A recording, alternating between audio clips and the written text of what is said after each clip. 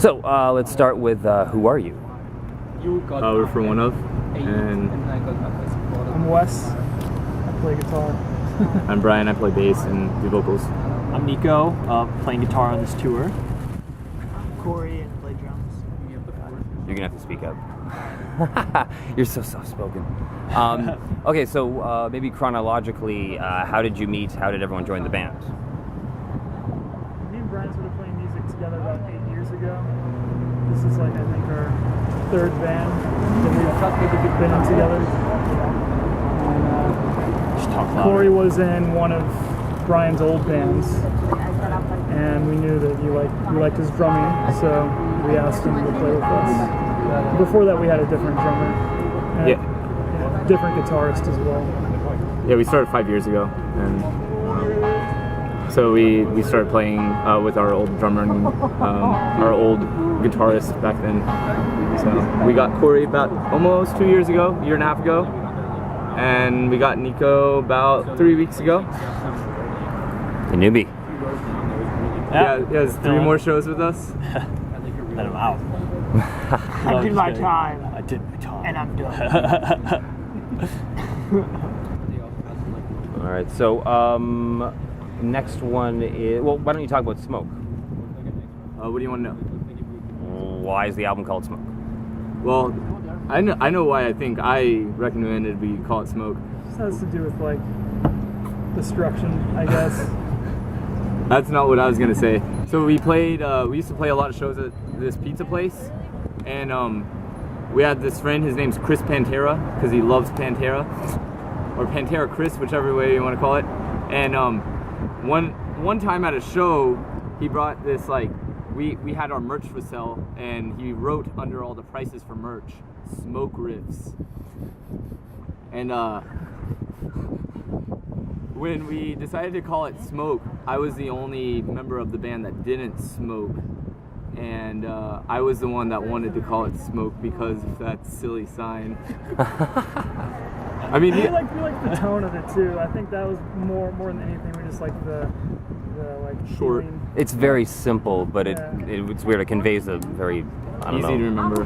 big message. Like, if anything, it's like I kind of dug deeper into why we could call it that, but it's not like the real reason. But like, it's the album, it's the smoke after the fire that was created with these guys, the band that existed as like the 4-piece, and they left, and this is what we left with after they were gone, was this record. And now we have new members, and we're doing really cool stuff.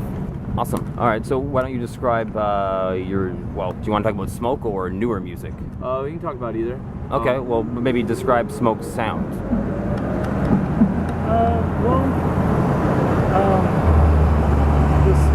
Was listening to a lot of Rain, Ilmapada Orchestra, Yaphet Kotto.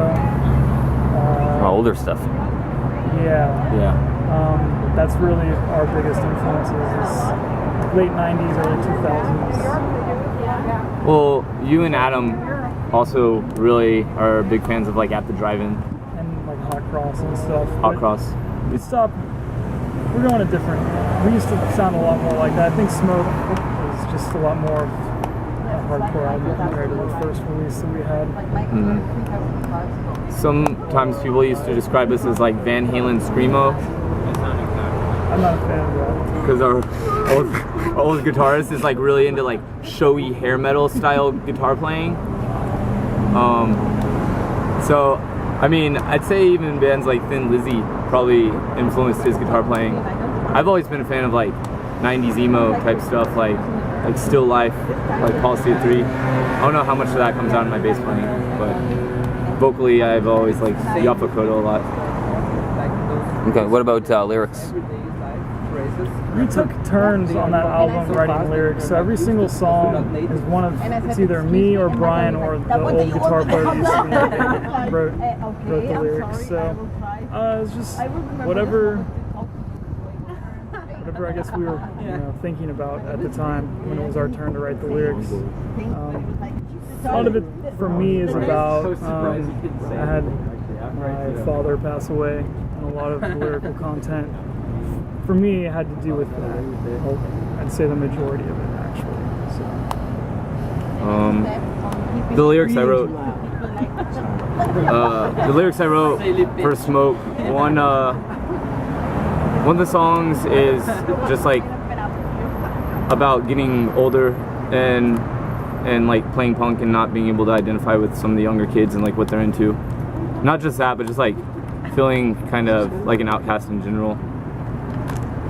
I wrote another song that's like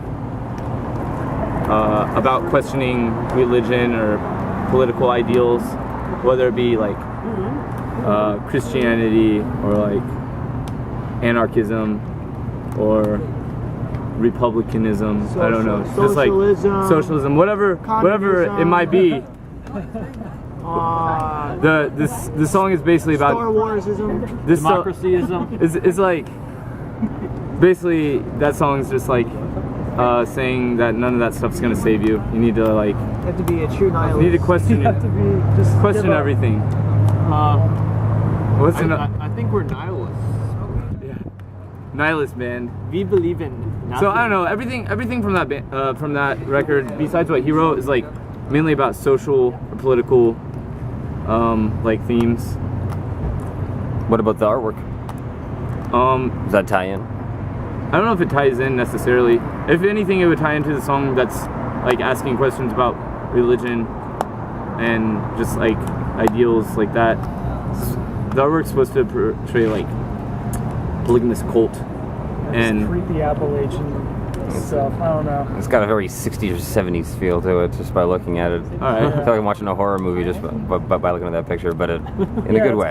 That's kind of what we were Rosemary going for. Baby Yeah. or something like that. I got inspired by like this movie that Elizabeth Olsen No kids. was in, and it's about her that like being in a cult and then a polygamous cult and then leaving it and having a hard time assimilating back into normal society.